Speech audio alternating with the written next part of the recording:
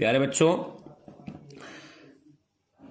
आज हम पर्यावरण शिक्षा शास्त्र में पर्यावरण अध्ययन के महत्व का पार्ट 2 समेकित पर्यावरण शिक्षा और एकीकृत पर्यावरण शिक्षा के विषय बिंदुओं पर चर्चा करेंगे। तो समेकित पर्यावरण शिक्षा क्या है? इसका पहला पॉइंट है, पर्यावरण अध्ययन का विषय क्षेत्र बहुत ही विस्तृत है। तो पर्यावरण विषय जो है वो अपने आप में एक बहुत लंबा विषय है। क्यों लंबा है? इसके विभिन्न पक्षों को जानने तथा समझने के लिए अनेक विज्ञानों तथा विषयों जैसे जीव विज्ञान, भौतिक विज्ञान, रसायन विज्ञान, भूगोल, अर्थशास्त्र, समाजशास्त्र, जनसंख्या संसाधन प्रबंधन आदि की शिक्षा जरूरी होती है। तो ये पर्यावरण का विषय क्षेत्र हो गया। तो पर्यावरण विषय क्षेत्र के अंतर्गत हम इन विषयों का अध्ययन करते हैं। तो अपने आप में पर्यावरण एक बहुत ही विस्तृत विषय है। उसको जानने समझने के लिए इन विषयों का भी ज्ञान होना आवश्यक है, क्योंकि इसी के अंतर्गत आप भूगोल, अर्थशास्त्र, समाजशास्त्र, जनसंख्या इत्यादि विषयों के बारे में भी पढ़ाई करते हैं। परंतु यहाँ पे बात आती है, समेकित पर्यावरण शिक्षा क्या है? प्राथमिक स्तर पर ये एग्जाम में पूछा जाता है कि समेकित पर्यावरण शिक्षा क्या है। तो समेकित पर्यावरण शिक्षा से तात्पर्य एक ऐसा विषय जिसके अंतर्गत विभिन्न विषयों को जोड़कर प्रभावी ढंग से शिक्षा का जो माध्यम कराया जाता है वही शिक्षा समेकित शिक्षा कहलाती है। कहने का तात्पर्य है कि हम प्राथमिक स्तर पर पर्यावरण शिक्षा के अंतर्गत ही सामाजिक विज्ञान, भूगोल, अर्थशास्त्र विषयों को जोड़कर विद्यार्थियों को पढ़ाते हैं।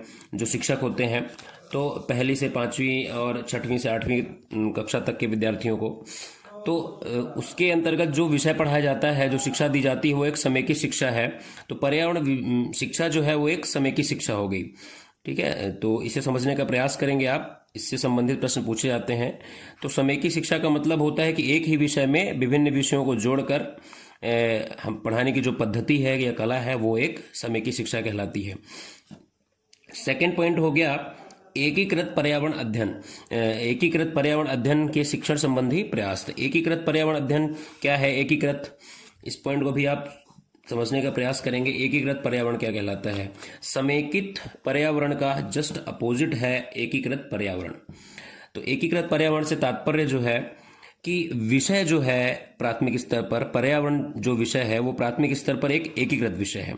एकीकृत विषय का मतलब कि उस विषय का अपना एक खुद का नाम होता है, एक स्वतंत्र विषय के रूप में पर्यावरण का अध्ययन कराया जाता है। किंतु उसके अंतर्गत आप सामाजिक विज्ञान भी पढ़ते हो। तो विषय जो है पर्यावरण वो एक एकीकृत विषय है। एकीकृत विषय का मतलब एक स्वतंत्र विषय जिसको हम उस विषय के नाम से ही जानते हैं। तो प्राथमिक स्तर पर हम पर्यावरण का अध्ययन पर्यावरण विषय के माध्यम से करते हैं। तो पर्यावरण विषय ही पढ़ाई जाती है, जिसके अंतर्गत आप सामाजिक विज्ञान और विज्ञान विषय भी पढ़ते हैं या उनके अध्यायों को भी पढ़ते हैं। तो एकीकृत और समेकित, इसमें आप कंफ्यूज नहीं होइएगा। तो प्राथमिक स्तर पर जो पर्यावरण विषय है वो कैसा विषय है? एकीकृत विषय है। किंतु उसके अंदर की अध्ययन सामग्री जो है वो एक समेकित पर्यावरण है। तो शिक्षा का माध्यम समेकित पर्यावरण है, किंतु विषय जो है वो एक एकीकृत पर्यावरण है। मैं बार बार इस चीज पे गौर कर रहा हूं, तो आप कंफ्यूज नहीं होइएगा। तो एकीकृत पर्यावरण और समेकित पर्यावरण शिक्षा का तात्पर्य आप समझ गए होंगे। तो एकीकृत पर्यावरण शिक्षण संबंधी प्रयास के महत्वपूर्ण बिंदुओं को भी हम देख लेते हैं। कि पहला पॉइंट है इसका, प्राथमिक स्तर पर विज्ञान और सामाजिक विज्ञान को एक ही विषय पर्यावरण अध्ययन के तहत पढ़ाया जाता है। तो प्राथमिक स्तर पर जो पहली से 5वीं कक्षा तक के विद्यार्थी हैं, तो वहाँ पर जो विज्ञान और सामाजिक विज्ञान के जो चैप्टर्स या विज्ञान के जो विषय हैं उनको पर्यावरण अध्ययन के अंतर्गत ही पढ़ाया जाता है। ये पॉइंट क्लियर हुआ। सेकेंड पॉइंट है कि उच्च प्राथमिक स्तर पर विभाजित पद्धति के बजाय समेकित दृष्टिकोण से अपनाया जाए। यानी कि उच्च प्राथमिक स्तर का कहने का मतलब कि कक्षा 6 से 8 के बीच, उच्च प्राथमिक स्तर का मतलब है कि कक्षा 6 से 8 के बीच हम जो पर्यावरण अध्ययन करेंगे उसमें विभाजित पद्धति के बजाय समेकित दृष्टिकोण से अपनाया जाता है। समेकित दृष्टिकोण का मतलब होता है कि हम पर्यावरण को विभाजित तो करेंगे, विभाजित करने के बाद हम उसमें एक समेकित दृष्टिकोण, समेकित का मतलब है कि विज्ञान एक अलग विषय रहेगा, लेकिन विज्ञान में भी आप भौतिक विज्ञान, रसायन विज्ञान और वनस्पति विज्ञान, इन विषयों का भी आप अध्ययन करेंगे। तो हमको अध्ययन कैसे करना है? समेकित दृष्टिकोण से, यानी एक विषय के अंतर्गत उसके पार्ट बनाने हैं। कि विज्ञान के 3 पार्ट हो गए मुख्य रूप से, फिजिक्स, केमिस्ट्री और बॉटनी। ऐसे ही सामाजिक विज्ञान में हम पढ़ते हैं इकोनॉमिक्स हो गया, सिविक्स हो गया, अर्थशास्त्र, समाजशास्त्र, नागरिक शास्त्र। तो ये इन विषयों को हम समेकित दृष्टिकोण के माध्यम से पढ़ाई करते हैं। तीसरा पॉइंट है कि उच्च प्राथमिक और माध्यमिक स्तर पर विज्ञान एक संगठित विषय ही। उच्च प्राथमिक और माध्यमिक स्तर का मतलब होता है कि आप 9वीं 10वीं कक्षा जो होती है वहां पर विज्ञान को एक संगठित विषय ही माना जाए। तो विज्ञान के अंतर्गत क्यों संगठित विषय का मतलब कि विषय एक रहती है, लेकिन उसके अंतर्गत हम जीव विज्ञान, भौतिक विज्ञान और रसायन विज्ञान को एक पृथक रूप से अध्ययन करते हैं। तो विषय जो है अपने आप में संगठित है। संगठित शब्द यहाँ पे समेकित शब्द का ही परिवर्तित रूप है। नेक्स्ट पॉइंट हो गया, कक्षा 1 व 2 के लिए शिक्षकों की मार्गदर्शिका के अलावा कोई पाठ्य पुस्तक नहीं होनी चाहिए। देखिए यहाँ पे एक बेहद इंपॉर्टेंट बात कह रहा है कि कक्षा 1 व 2 के लिए शिक्षकों की मार्गदर्शिका के अलावा कोई पाठ्य पुस्तक नहीं होनी चाहिए। क्योंकि देखिए प्रारंभिक स्तर पर जो कक्षा 1 व 2 के विद्यार्थी होते हैं तो उनमें बुद्धि का विकास हो रहा होता है, वो इतने मैच्योर नहीं होते हैं कि बड़ी कक्षाओं से संबंधित पुस्तकों या बड़ी कक्षाओं संबंधित विषय सामग्री को ले सकें। तो कक्षा 1 व 2 के विद्यार्थियों के लिए ऐसा नहीं है कि पर्यावरण शिक्षा नहीं पढ़ाई जाती है, लेकिन उसके लिए कोई विषय नहीं होती है। तो शिक्षकों की मार्गदर्शिका, जो शिक्षक उनको अपने स्वविवेक से पढ़ा दें या स्वविवेक से अपना पर्यावरण के बारे में जानकारी दे दें, तो वही उनके लिए एक विषय सामग्री हो जाती है। तो अलग से कोई पाठ्य पुस्तक नहीं होती। इस बात पे गौर करिए, कक्षा 1 2 के लिए पर्यावरण नहीं पढ़ाई जाती है पृथक विषय के रूप में। इसमें केवल शिक्षकों की मार्गदर्शिका ही दी जाती है। नेक्स्ट पॉइंट पर चर्चा करेंगे हम। नेक्स्ट पॉइंट है कि रिव्यू समिति। देखिए रिव्यू समिति 1977 ने, रिव्यू समिति किसकी अध्यक्षता में आई थी? ईश्वर भाई पटेल की अध्यक्षता में। तो रिव्यू समिति 1977 ने ईश्वर भाई पटेल की अध्यक्षता में यह सुझाव दिया कि विज्ञान के 2 बराबर कोर्स एकांतर रूप में पढ़ाए जाएं। तो यहाँ पे देखिए एक महत्वपूर्ण बात बोली गई है कि एकांतर रूप में, यानी कि कक्षा 9-10 में जो आपने विज्ञान विषय पढ़ी होगी, गणित विषय पढ़ी होगी, तो वो एकांतर रूप में पढ़ा है। एकांतर का मतलब है कि कक्षा 9 के जो चैप्टर्स हैं वो कक्षा 10वीं विज्ञान के विषय संबंधित या मिलते जुलते रहे होंगे।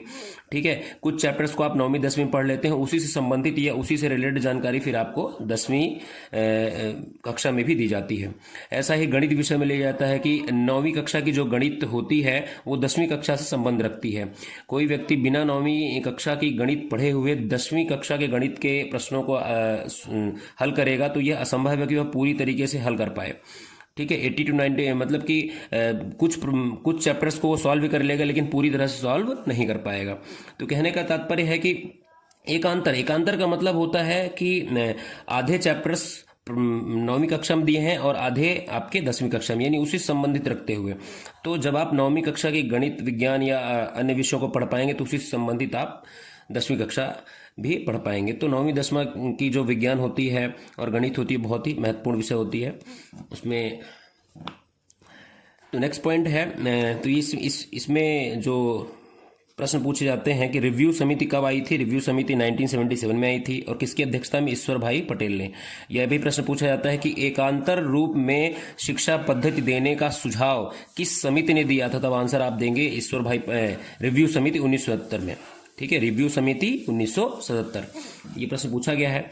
अंतिम बिंदु है या अंतिम पॉइंट है कि एनसीएफ। देखिए एनसीएफ क्या है? एनसीएफ 1988 के अनुसार विज्ञान को एक प्राथमिक स्तर पर पर्यावरण अध्ययन के अंतर्गत पढ़ाया जाए। तो एनसीएफ का फुल फॉर्म पूछा जाता है एग्जाम में कि एनसीएफ नेशनल कैरिकुलम फ्रेमवर्क। ये कब आया था? 1988 में। तो इसके अनुसार विज्ञान को प्राथमिक स्तर पर पर्यावरण अध्ययन के अंतर्गत पढ़ाया जाएगा। तो एनसीएफ 1988 के अनुसार विज्ञान को प्राथमिक स्तर पर पर्यावरण अध्ययन के अंतर्गत पढ़ाया जाएगा, जिसके अंतर्गत हम विज्ञान और सामाजिक विज्ञान दोनों विषयों को समेकित रूप से पढ़ाई करते हैं। शीर्षस्थ प्रथम 10 वर्ष की कक्षाओं के लिए व्यापक रूप से समझाया, यानी प्रथम 10 वर्ष की कक्षाओं में हम विज्ञान व सामाजिक विज्ञान को पृथक रूप से पढ़ते हैं। पृथक रूप से मतलब कहने का तात्पर्य है कि पर्यावरण विषय के तौर पर सामाजिक विज्ञान और विज्ञान दोनों विषयों को पढ़ाया जाता है, वो भी व्यापक तौर पर। व्यापक का मतलब होता है कि विस्तृत व्याख्या के आधार पर।